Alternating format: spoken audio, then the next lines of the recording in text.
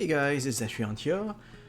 Recently I was struck by one of the comments on one of my Genshin videos, summoning videos, regarding how that's the only Genshin content on the channel. So I thought I'd spice things up a bit by just giving a progress update as to where I am now in the game.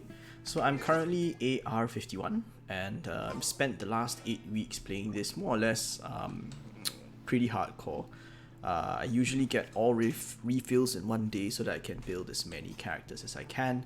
And of course you guys have seen some of my summons on the summoning videos on the channel. For Spiral Abyss, I skipped the very first round of Spiral Abyss. I think it's just one round. And with regards to what we did the last round, I managed to get 34 out of 36 stars for the last four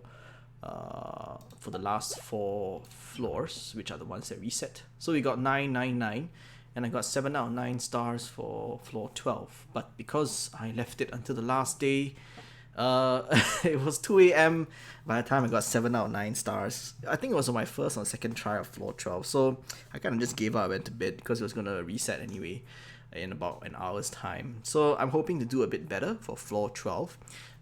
And to get all 36 stars for this round of Spiral Abyss, but we'll see. I still have 7 days to build my characters and all that.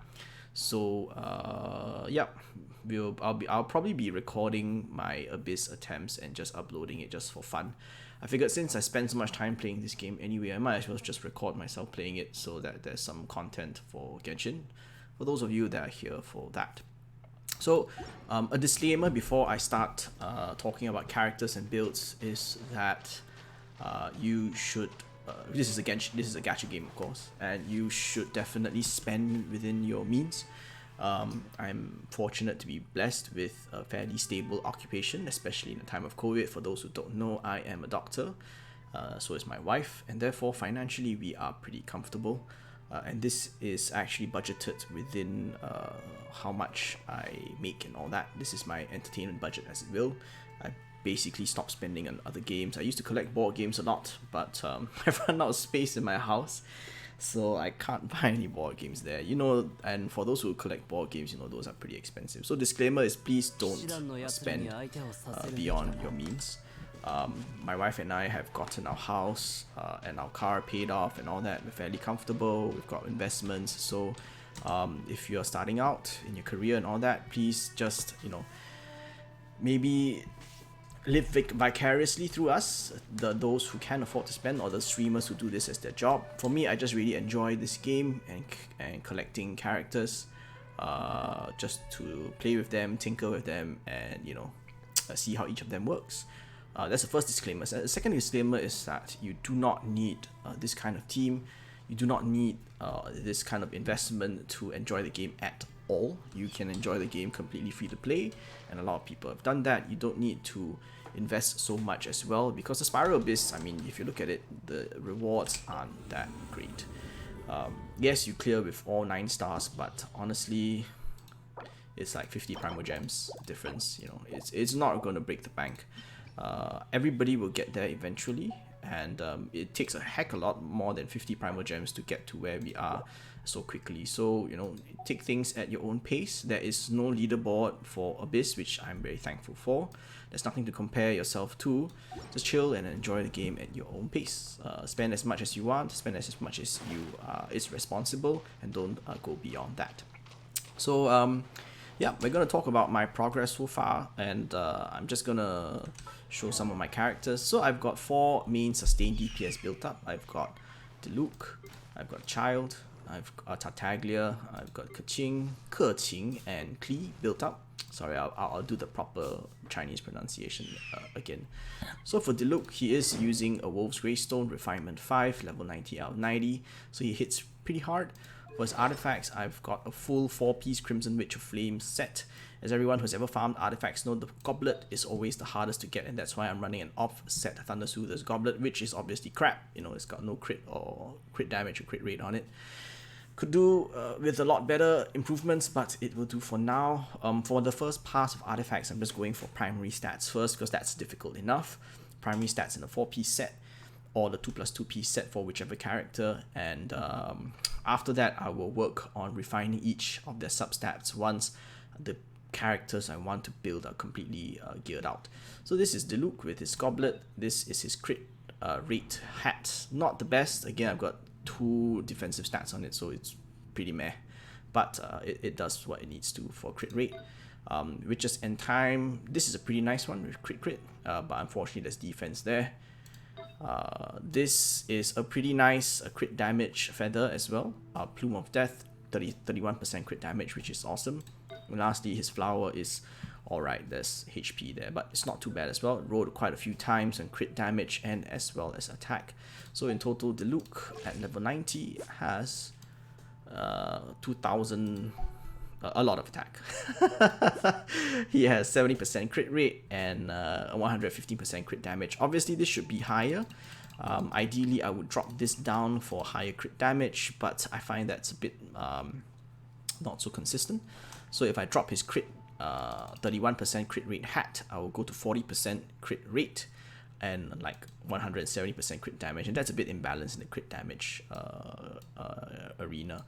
He doesn't really need much energy recharge with 128%. He generally gets back his ult very quickly, and he does have 61% pyro damage bonus. So that's Diluc. For Tartaglia, he's the other carry that I've built to a pretty high standard. He's level 90. He's got a Refinement 5, Skyward Harp, and he's currently running a sort of half-half interim set until the water damage set comes out. We're expecting that at 1.2 and the Dragon Spine update.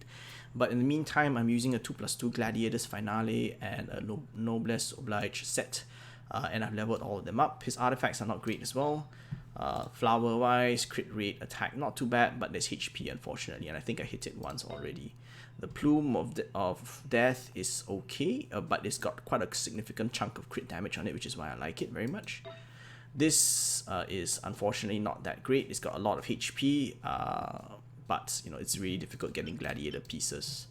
This is completely defensive, so you know, it's really difficult getting a good gladiator piece, which is why I'm using this one. I'm already happy that it's got like 7.8% crit damage on it. As always, I was happy to get this mainly because it's so difficult to get onset, an onset element for the goblet. The fact that I got Hydro plus the fact that it's Noblesse Oblige and 5-star made me very happy already. So the stats aren't great. Defense, I hit it quite a few times, unfortunately. Crit damage is only 18.7%, but this is already very difficult to get. And once he gets the water set, this will probably go to Mona, and I'll talk more about her later. And for his hat, he has a crit rate helm, 9.9% attack, HP and defense again, so not very great. And I hit Elemental Mastery a few times, which is not really necessary. So in total, he has,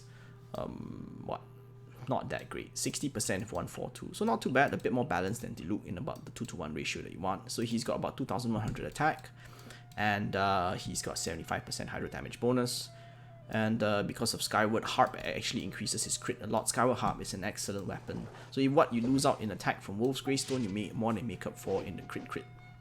So that's my second DPS carry.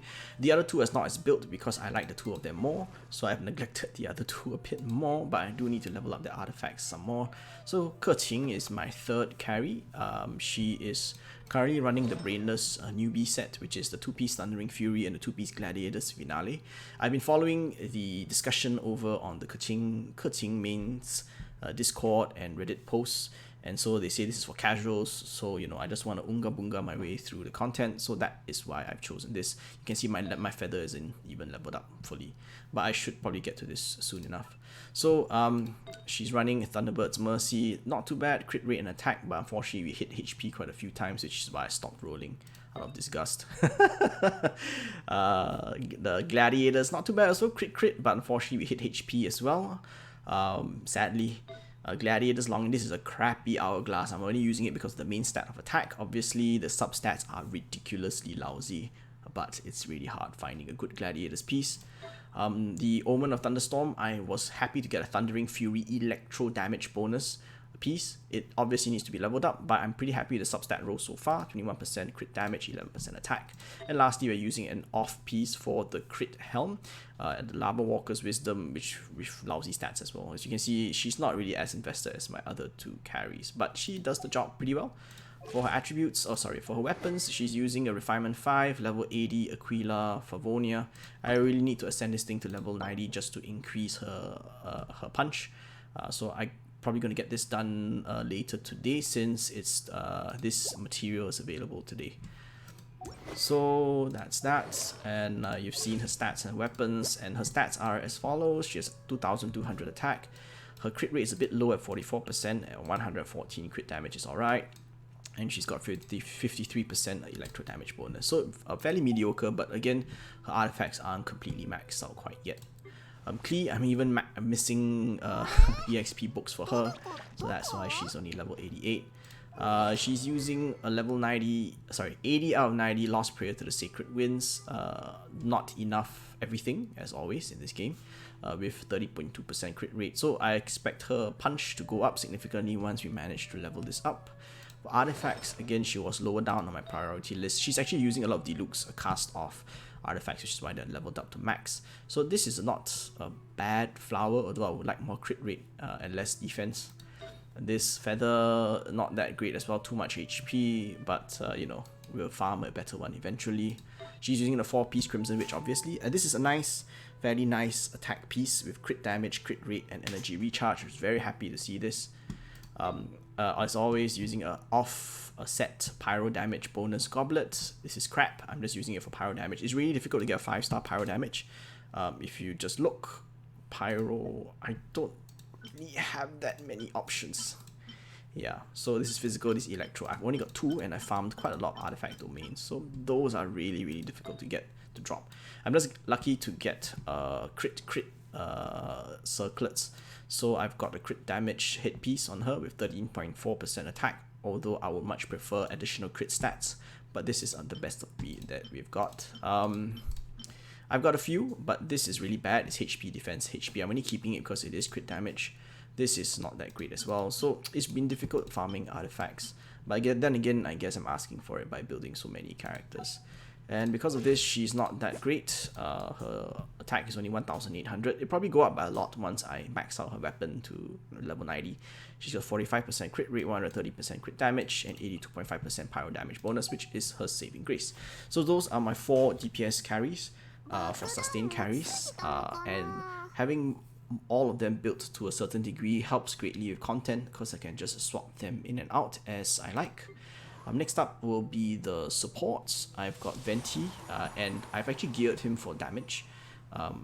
He's got a full 4-piece Viridescent Venerer, and because I did not manage to get an on-set Anemo damage bonus, I'm forced to use, not forced, but you know, I've also not managed to get another attack sands. I have not changed this one because it's so good. It's crit, elemental mastery, and energy recharge. So yeah, it's a bit difficult to change this out. There is one, it's attack, so it's a defense, sorry. So a bit reluctant to change over. But I think losing out on about 12% attack might not be worth it. So I'm still thinking about whether I should swap this out or not. But this is a really well rolled 4-star, which is why it's still there. His goblet is as such, attack only, no crit. This is suboptimal. To have an attack percent circlet, I would actually like to use a crit rate circlet, which I do have.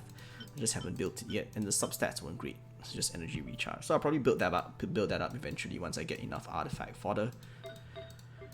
His feather and his flower aren't anything to write home about. That's a fairly mediocre feather. I'm not sure if I got anything better actually. Oh, this one, crit. But yeah, with the RNG of how it is, I'm very loath to roll on it again. So I got a lot of energy recharge, but that's probably a bit too much. And yeah, we've got quite a nice chunk of attack on this thing. So not too shabby with regards to his flower. He's using a Skyward Harp Refinement 1 level 80. Because he's a support character, he doesn't need the maxed out weapon level. And his stats wise, he's got 2000 attack, 33.5% crit rate, 81% crit damage. He's got anemo damage at 61%, and his energy recharge is slightly excessive at 178, but it's pretty nice. If it were 170, it would be about right, but oh well, yeah. So that's the first of my supports. The other one that I like to run because I want to have brainless gameplay, and because I want to have a heal that can top me up anytime I want, is Qiqi. Qiqi is running a sacrificial sword because her cooldown on her E is it just takes too darn long. And energy recharge is nice because her ult takes 280 energy, sorry. So you ideally want about 200% energy recharge on her. She's the most neglected because she's just a pure healer, so I've neglected to level up her stuff. This is a really, really good flower. Unfortunately, she's the healer. I farm the Viridescent domain a lot, and with it comes a lot of weird Maiden Beloved pieces, so actually the substats are not too shabby. Like, this one is not too bad, it's got energy recharge on it, so yeah, I might change that out. For her Sands, because her ult takes so long to charge, I have been toying with the idea, and I eventually switched her over to an energy recharge piece for her Sands, but I've yet to level it up. It's still level 0. Should we just level that up? Yeah, might as well. Let's see what we get on the substat. Okay, what do you think we get? Something good, please. Attack maybe, because her healing does scale off attack. Attack, come on! Oh, elemental mastery. Okay, whatever. We've got an attack Sans. Again, not really great rolls. This is probably better. It's got crit rate on it, but still not the best. Thankfully, we don't need any elemental bonus the damage on this goblet because she just needs pure attack. So that's what I'm building for her.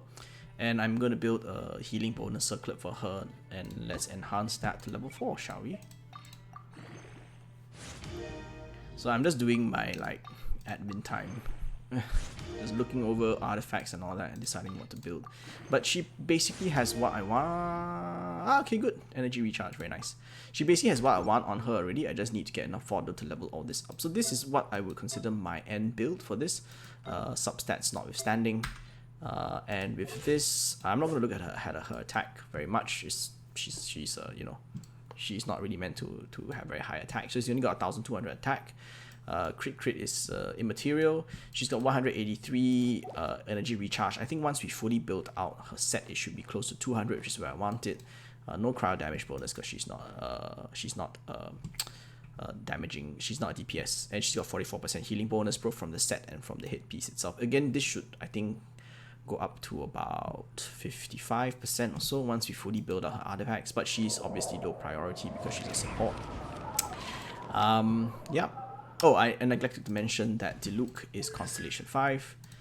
Child, Child, is Constellation 6 from my videos. So is Venti and Klee because they're all on banners. And Keqing is Constellation 6. Qiqi is Constellation 6. And the next character, which is Genius, is also Constellation 6. So of the 5 stars, we've only got 2 characters not at Constellation 6. That would be Diluc at C5 and Mona at C0. Mona hates me. I'm just glad to have pulled her, but yeah, at C0 for Mona. Anyway, so Jean is my second support as well. She's my secondary healer after Qiqi. And for her, I'm actually not really running the pure support build, which is the Noblesse Oblige build, but I'm running more of a one-punch build, as another YouTuber has coined it, for maximum damage with her E, with Viridescent Venerer. And to just, when she pairs together with Venti, this actually combines together to have lots of ridiculous damage because of how they shred and anemo resistance with all their constellations and all that. So she's running a Skyward Blade at level 70. Obviously this is low priority, otherwise I would have it at level 80. I probably should ascend this eventually. Artifacts wise, again, Viridescent Venerer, Feather, okay, not that great. Arrow, again, not that great. I am running attack here. I'm thinking whether I should switch this over to energy recharge, but I think for now I'll leave it as attack. Although eventually I'll probably switch to an energy recharge once I get a Viridescent piece with energy recharge, but it's really difficult to get. As you can see, I've only got like 2 energy recharge 5 stars, and that's after farming many of the domains. So Yeah, it's difficult to get. So that's that. A Nemo damage bonus is only +8. I could probably plus this up a bit more. A Nemo damage is really hard to get. I don't think I have a single 5-star with it. No, all I do is on Venti. So the rest are all 4-stars. So that's just how hard it is to roll one of them. Okay, I'm just going to enhance this because it makes me sad to see it +8. Let's get it to +12 at least. And then Jean should do quite a bit more damage. 2% with every level. Because all these sources of damage boosts are multiplicative, you want a nice balance of everything.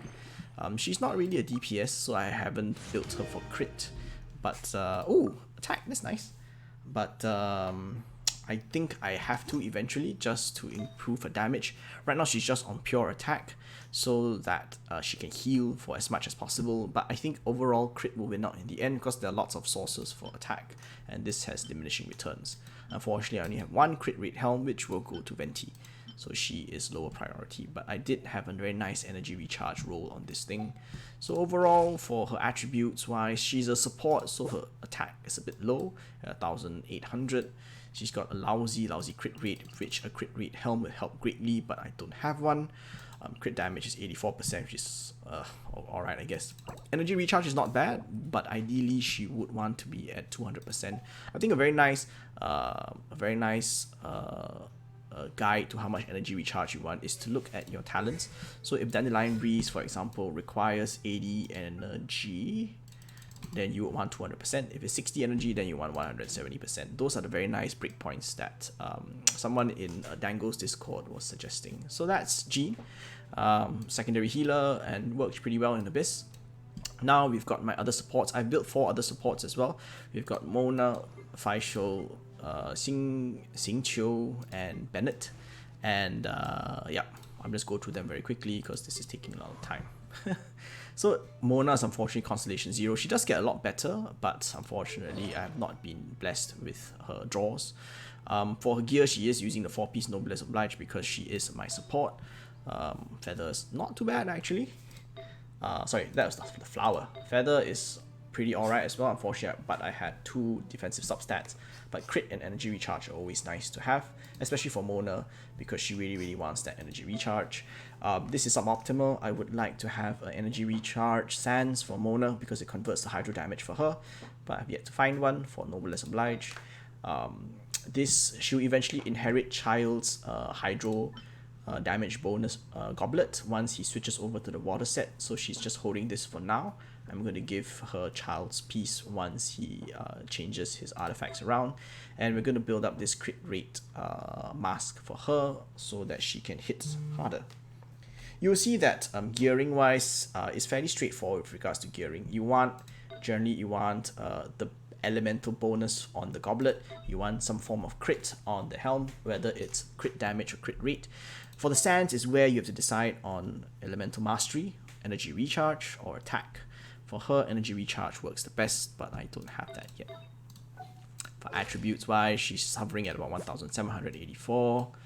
Her stats are mediocre, not that great, so she's not really main DPS standard, and her energy recharge is far too low. I've always have issues getting her ult up in time, so that energy recharge Sands is something I really want to get.